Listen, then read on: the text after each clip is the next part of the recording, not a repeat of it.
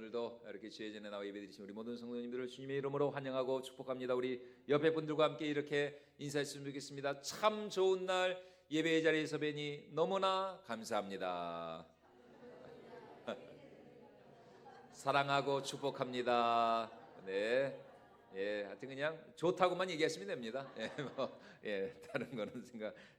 참 좋은 날. 얼마나 참 예배드리기 좋은 날입니까? 화창하고 좋은 날. 여러분들 더 정말 이 예배의 자리, 은혜의 자리를 사모하실 수 있기를 축원을 드립니다. 자, 영국의 감리교 창시자죠. 이 존 웨슬리가 33살이 되던 해에 그가 신대륙 선교, 그러니까 이제 아메리카 대륙 선교에 대한 열정을 가지고 런던을 떠나 대서양을 향해 가던 중이었습니다. 그런데 예기치 않게 그가 탄 배가 엄청난 폭풍우를 만나 큰 위험에 처하게 되었죠. 이 공포에 질려버린 이 웨슬리는 죽음에 대한 두려움이 엄습하여 어찌할 줄을 몰랐습니다. 그런데 바로 그때 배 한편에 일단의 사람들이 모여서 조용히 찬송을 부르면서 하나님께 기도하고 있는 모습이 이 웨슬리의 눈에 들어온 것이죠. 그들이 누구였느냐? 바로 16세기 종교개혁의 선구자라 할 수 있는 존 후스의 후예들인 이 모라비안 교도들이었습니다. 존 후스가 누구냐? 이 사람이 그 15세기, 그러니까 종교개혁이 16세기였잖아요. 근데 그 전 거의 100년 전인 이 15세기 당시에 거리에 나가서 그 정말 어두운 정말 그 암흑과 같은 그 중세 시대에 거리에 나가서 사람들이 들을 수 있는 언어로 이 복음을 전한. 왜냐하면 그 당시 중세 교회는 라틴어로만 이렇게 미사를 드렸거든요. 근데 라틴어는 사람들이 대부분의 사람들이 몰라요, 몰라. 라틴어는 그냥 뭐 이런 주교들이나 이런 천주교 사제들이나 아는 용어였지. 이 일반 이 백성들은 이 사람들은 몰랐거든요. 그런데 이 자누스가 그 금기를 깨고 말이죠. 모두 알아들을 수 있는 그들의 그 언어, 그러니까 뭐 영어였겠죠. 이 영어로 이렇게 참 사람들에게 그것도 길거리에서 말이죠. 그래서 이 후스가 어떻게 됐을까요? 화형을 당해서 죽었습니다. 화형으로. 그러니까 순교를 당한 것이죠. 그 이제 종교개혁의 그런 선구자와 같은 이 순교를 당한 이 존 후스의 후예들이었던 모라비안 교도들이었던 거예요. 아니 지금 사람들은 다 죽겠다고 소리치면서 공포에 떨고 있는데 이 모라비안 교도들의 얼굴에는 일말의 두려움이 없었습니다. 오히려 그들은 너무나도 침착하고 평안하게 그 폭풍우 한가운데서 오히려 하나님을 찬양하며 기도하였던 것이죠. 이에 웨슬레는 큰 충격을 받았습니다. 아니 지금까지 나도 참 나름대로 열심히 좀 하나님을 믿고 신앙생활하고 그러니까 그 아메리카 신대륙 선교를 간 거 아닙니까? 선교사로. 그런데 지금까지 자신의 믿음과 신앙이 얼마나 나약하고 비상적인 껍데기 신앙이었는지를 깨닫게 되었습니다. 그리고 나서 다시 영국으로 돌아온 웨슬리는 그 모라비안 교도들을 찾아가서 그들과 교제하며 자신의 신앙을 점검하고 새롭게 하기 시작을 합니다. 이후 1738년 5월 런던에 있는 올더 스테이트가의 이 한 교회에서 마틴 루터의 로마서 주석 서문을 듣던 가운데 이 웨슬리가 성령의 충만함을 체험하게 된 것이죠. 물론 그 전에도 웨슬리는 참 신실하고 열심히 있는 목회자였지만 이 사건을 계기로 이후 이 존 웨슬레 그리고 그 찰스 웨슬레 서로 형제가 아니었습니까? 감리교. 이 형제들에 의해서 영국의 대부흥운동이 일어나게 되었고 영국에서 일어난 이 부흥의 불길이 어디로 넘어갔느냐? 미국으로 건너가가지고 우리가 잘 아는 조나단 에드워즈로 대표되는 이 미국의 영적 대각성운동이 일어나게 된 것입니다. 그리고 이때 미국에서 일어난 이 영적 대각성운동의 불이, 그러니까 이때 미국의 그 영적 대각성운동으로 은혜를 받고 성령을 받은 이들이 어디로 넘어왔을까요? 우리나라로 넘어왔습니다. 우리나라로. 그래서 140여 년 전 저 정말 인천 제물포 앞바다에 누굽니까? 그 언더우드와 또 누굽니까? 누구예요? 언더우드와 아펜젤로. 여러분, 제가 몰라봐서 여러분에게 물어봤겠습니까? 어제 송성 목사님이 그런 것처럼 아펜젤로와 언더우드가 바로 그 미국의 그 대각성 운동에 영향을 받아가지고 그들이 우리나라까지 이렇게 이제 선교를 하러 왔던 것이죠. 그래서 여러분 우리나라에도 어떤 일이 일어났습니까? 1907년 그 구한말 저 평양 장대현 교회에서 엄청난 평양 대부흥 운동이 일어나게 되었던 것입니다. 바라기는 여러분 우리 건전지의 교회 가운데도 이러한 성령의 역사, 부흥의 역사, 불의 역사가 일어날 수 있기를 주님의 이름으로 축원을 드립니다. 그런데 오늘 우리가 읽은 이 본 말씀에서도 예수님은 제자들과 함께 배를 타고 갈릴리 호수를 지나 건너편으로 가고 계십니다. 그런데 해변을 떠나 배가 갈릴리 호수 중간쯤에 이르렀을 때에 갑자기 큰 광풍이 일어나 예수님이 타신 배가 파선할 위기에 처하게 되었습니다. 우리 35절로 37절까지 말씀 우리 다시 한번 읽어보도록 하겠습니다. 그날 저물 때 제자들에게 이르시되 우리가 저편으로 건너가자 하시니 그들이 무리를 떠나 예수를 배에 계신 그대로 모시고 가매 다른 배들도 함께 하더니 큰 광풍이 일어나며 물결이 배에 부딪혀 들어와 배에 가득하게 되었다. 뭐 성지순례를 가보신 분들은 잘 아시겠지만 이 갈릴리 호수는 말이 호수지 바다입니다. 바다 엄청나게 넓습니다. 호수의 둘레가 약 53km, 남북이 21km, 그리고 동서가 11km에 달하는 어마어마하게 커다란 호수입니다. 문제는 이 호수의 수면이 해수면보다 거의 한 200m 정도가 낮다는 거예요. 그리고 호수 주위는 야트막한 산으로 둘러싸인 분지 형태이기 때문에 종종 산에서 갑자기 불어닥치는 급하고 강한 바람으로 인하여서 갑자기 이 호숫가에 큰 폭풍이 일어날 수가 있다는 것입니다. 그래서 이 큰 그런 웬만한 광풍이 일어나면은 뭐 웬만한 배들은 다 뒤집혀질 정도의 큰 물결이 일어나요. 그런데 지금 예수님이 타신 배에 바로 이 광풍이 불어닥치기 시작합니다. 어찌나 큰 광풍이었든지 배가 거의 깨질 정도로 그 배 안에 그냥 그 물이 가득 차게 되었다. 가득 차게.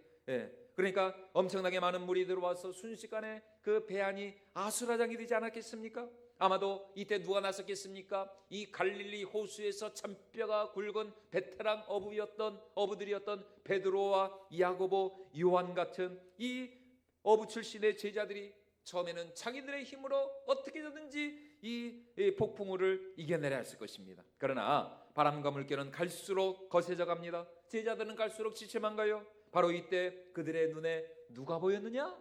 배 뒤편에서 잠을 주무시고 계시는 예수님의 모습이 보였던 것입니다. 자, 우리 38절 말씀 같이 한번 읽어보도록 하겠습니다. 예수께서는 고물에서 베개를 베고 주무시더니 제자들이 깨우며 이르되 선생님이여 우리가 죽게 된 것을 돌보지 아니하시나이까. 아니 세상에, 지금 배 안에는 물이 가득 차가지고 배가 거의 파손할 지경에 이르렀는데 이 난리통이 예수님 뭐라고 계세요? 사역으로 인해서 어찌나 피곤하고 지치고 힘드셨던지 아마 코를 드렁드렁 하면서 코를 아마 드렁드렁 골면서 예수님도 인간이시지 않았습니까? 주무시고 계셨습니다. 그러자 이 모습을 본 제자들이 순간적으로 참 우리 예수님 얼마나 참 피곤하시면 저렇게 우리 예수님 절대로 깨우면 안 되겠다. 예수님 더 주무세요? 이랬을까요?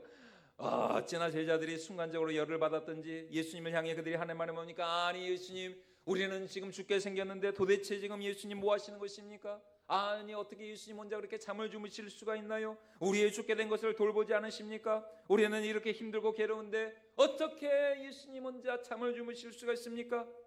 죽음의 위기 앞에 예수님을 향한 제자들의 믿음은 온데간데 없이 사라져버리고 오히려 예수님을 향한 원망과 불평 섞인 탄식이 쏟아지기 시작합니다. 선생님, 우리가 죽게 된 것을 돌아보지 아니하시나이까?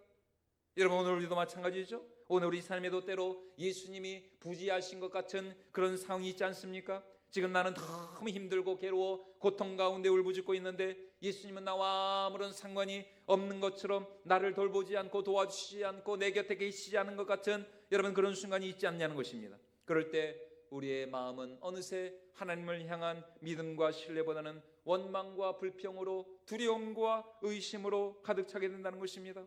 그렇게 잔잔하고 평온하던 일상이 생각지 못한 인생의 위기와 삶의 풍파를 만날 때 우리 영혼은 어쩔 수 없이 흔들리고 넘어지며 쓰러질 수밖에 없다는 것이에요. 그럴 때 우리도 제자들처럼 말할 수 있죠. 주님, 왜 우리를 돌보시지 않습니까? 왜 나를 홀로 두십니까? 도대체 주님은 지금 어디에 계신 것입니까? 여러분, 이렇게 두려움과 공포에 떨고 있는 제자들의 외침에 드디어 잠에서 깨신 예수님이 이렇게 말씀을 하시는 것이죠. 저 미친 듯이 날뛰고 있는 저 폭풍우, 저 광풍을 향해 오늘 예수님이 무엇이라고 말씀하십니까?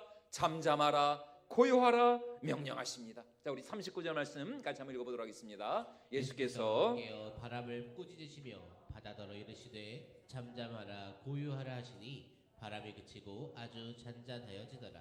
예수님은 마치 저 바다와 저 광풍에 인격이 있는 것처럼 말이죠. 그들을 향해 잠잠하라, 고요하라 꾸짖고 계십니다. 그러자 어떤 일이 일어났어요? 예수님 말씀하시자마자 정말 거짓말과 같이 바다가 잔잔해지고 광풍이 멈춰버렸습니다. 왜냐하면 우리 예수님의 말씀은 어떤 분의 말씀이었기 때문입니까? 우리 예수님의 말씀은 창조주 하나님의 말씀이었기 때문입니다.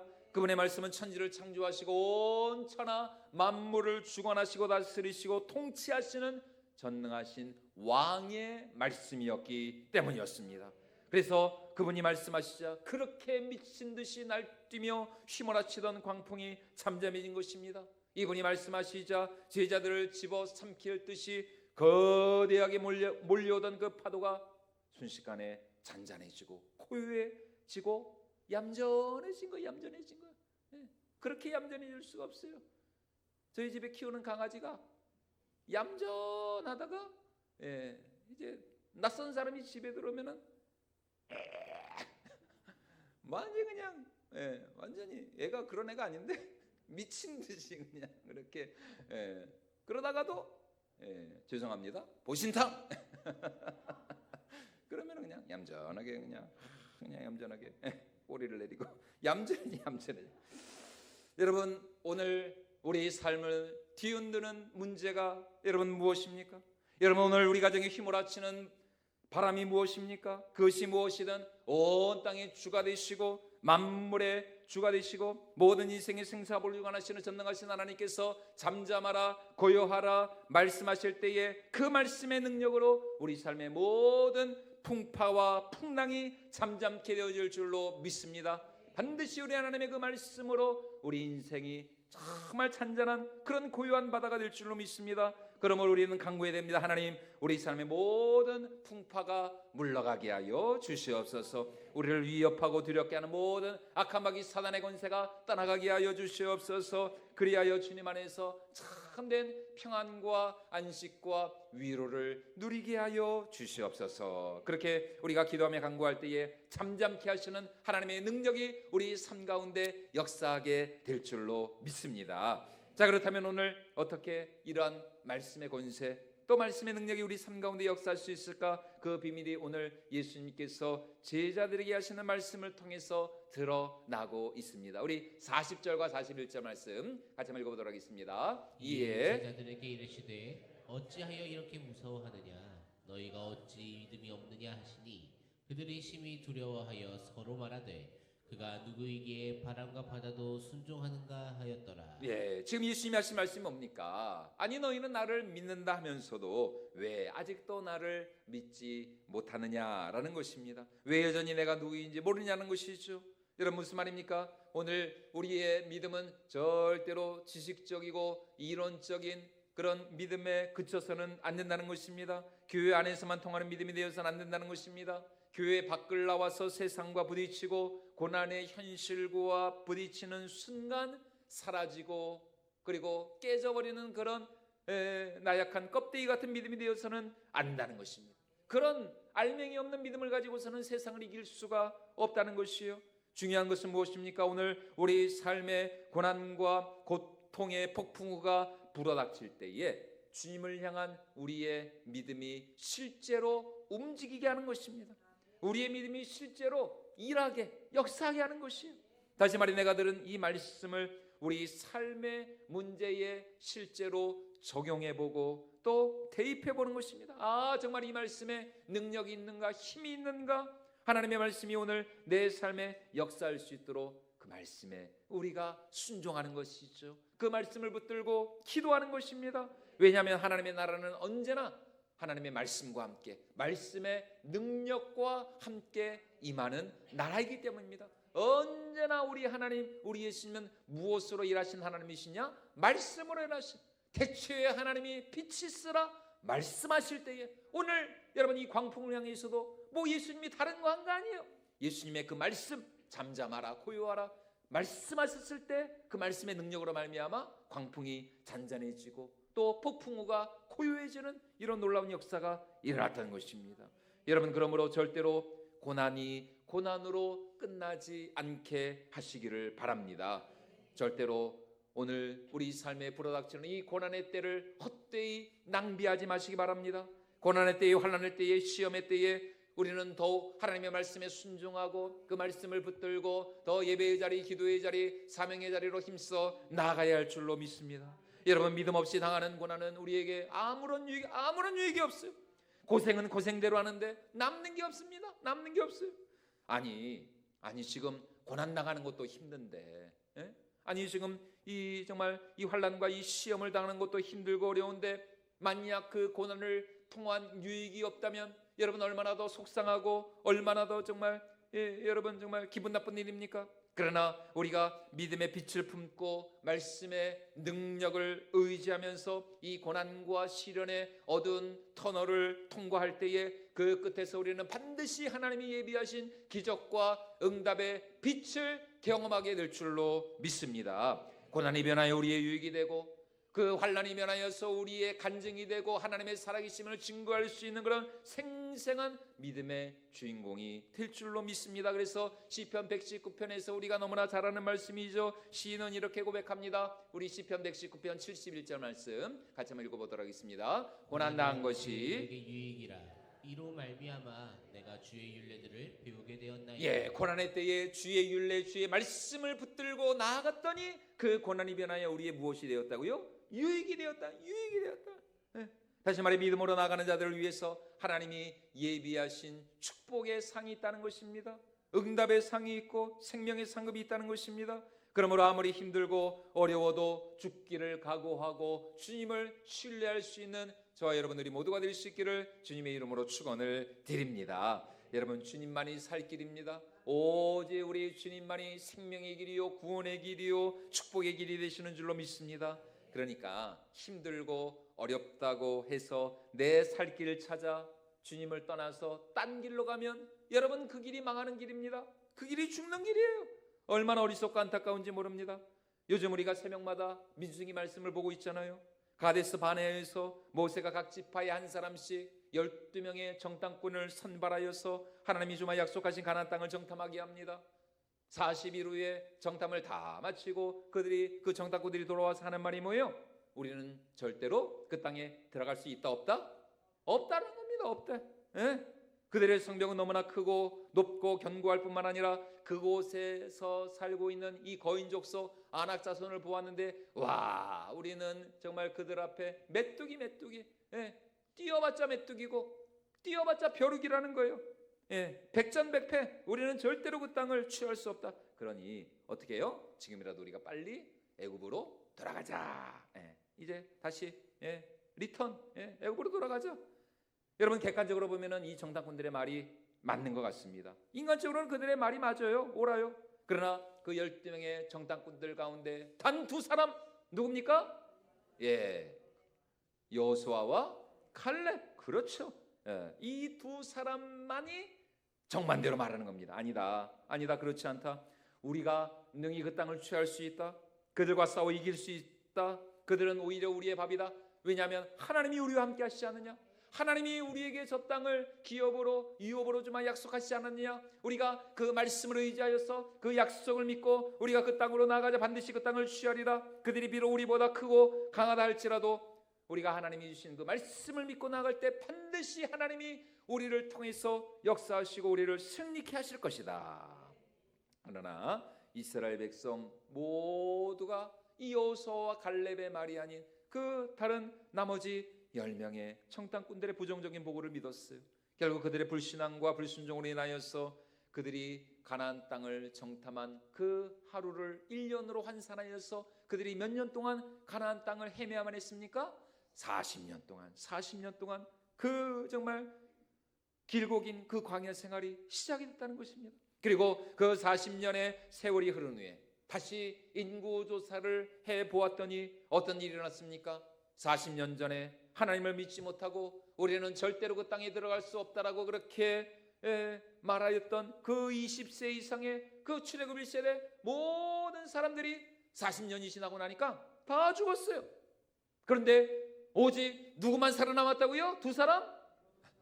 여호수아 갈렙. 하여튼 무조건 여호수아 갈렙입니다. 하여튼 뭐 질문은 뭐 많아도 하여튼 정답은 여호수아 갈렙. 무조건 여호수아 갈렙.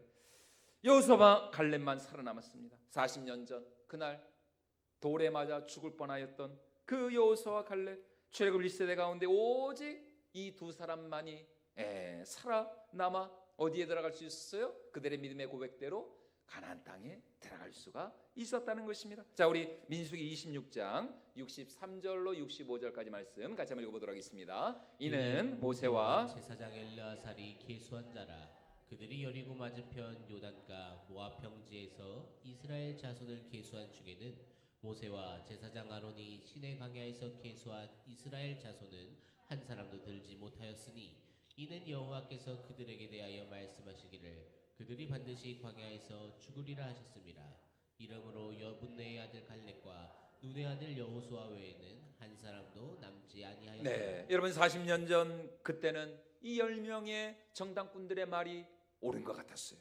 그렇죠? 그들의 보고는 너무나 현실적이고 또 논리적이고 이성적이었습니다. 각 지파의 대표들이었습니다. 얼마나 똑똑하고 스마트하고 얼마나 정말 그런 어떤 해안 있는 그런 정말 진짜 똑똑한 사람들이었겠습니까? 게다가 군중들 모두가 그들의 말을 따랐죠. 그들을 지지했습니다. 아무도 이 여호수아와 갈렙의 말에 동조하는 사람이 없어서 오히려 어떻게 했어요? 돌을 들어서 이 여호수아 갈렙을 죽이려 했습니다. 그런데 40년이 지난 지금 결국 누구의 말이 맞았다는 거예요? 여호수아와 갈렙의 말이 맞았던 것입니다. 와, 세상에 그들의 판단이 옳았어요. 왜요? 여호수아와 갈렙은 눈에 보이는 현실을 따르지 아니하고 보이지 않는 여호와 하나님 그분의 말씀을 붙들었기 때문이었습니다. 여호수아와 갈렙은 그들이 믿고 사랑하며 섬기는 여호와 하나님의 말씀을 따랐기 때문이었던 것이죠. 비록 그 말씀이 지금 내가 처해 있는 현실과는 너무 동떨어진 것 같고 안 맞는 것 같고 틀린 것처럼 보여도 그 말씀을 주신 여호와 하나님이 신실하신 하나님이시기에 그 하나님은 능치 못할 일이 없으신 전능하신 하나님이셨기에 그 하나님을 향한 믿음과 신뢰와 순종으로 이 여호수아와 갈렙은 하나님의 언약, 하나님의 약속을 붙잡았던 것입니다.